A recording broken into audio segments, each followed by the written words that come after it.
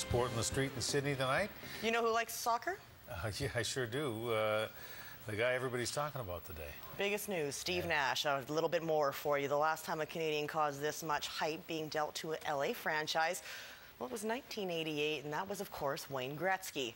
Now, Steve Nash is trading in the orange silks for purple and gold, and he'll run the offense for a Western Conference rival that has prevented him from competing for the NBA title in the past. Even the two-time NBA MVP says being a Laker may take a bit of getting used to. It was about 10 days ago I said it would be hard for me to put on a Lakers uniform. So, you know, I think for everyone, including myself, it's a surprise. But as far as getting over the hump and being able to be a Laker after being a Sun and you know, trying to,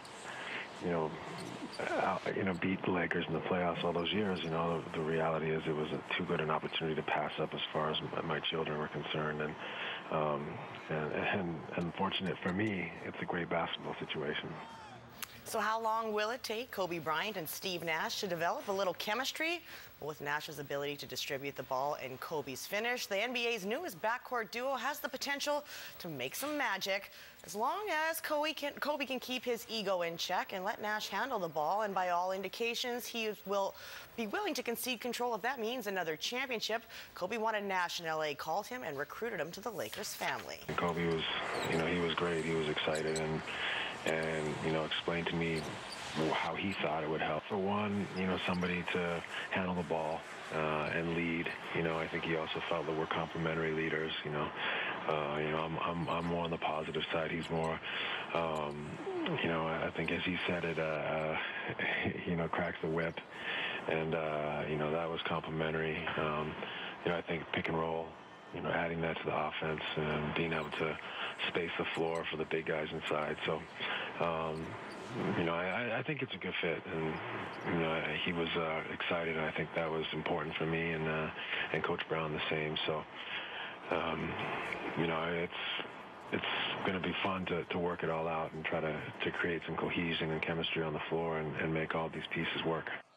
And if everything works out according to plan, Nash and Kobe will combine for an NBA championship, much like Dwayne Wade and LeBron James did in Miami in just 2 years' time.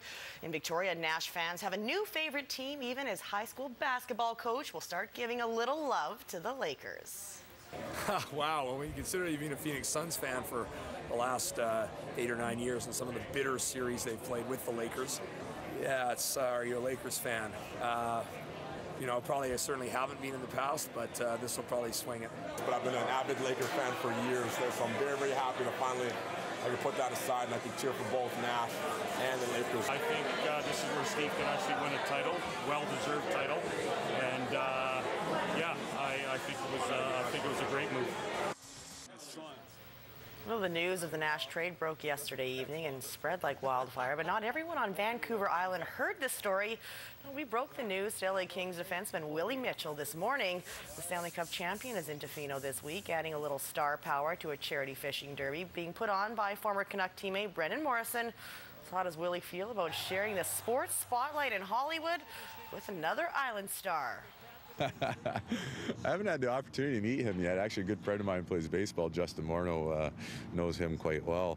Obviously, I know his roots to Victoria. I know his roots with Manny.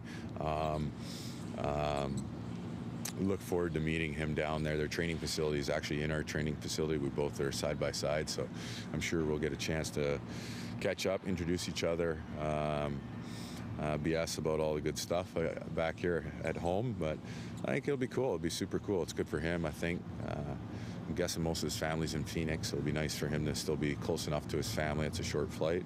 And then also his family and, home area up here in BC. So it'll be super cool. And who's kidding who? He's a great ambassador for basketball in Canada and in our province. Handles himself with a lot of class. And he'll be a great addition to the Lakers. And I've never been a Laker fan, so it might have to be one now.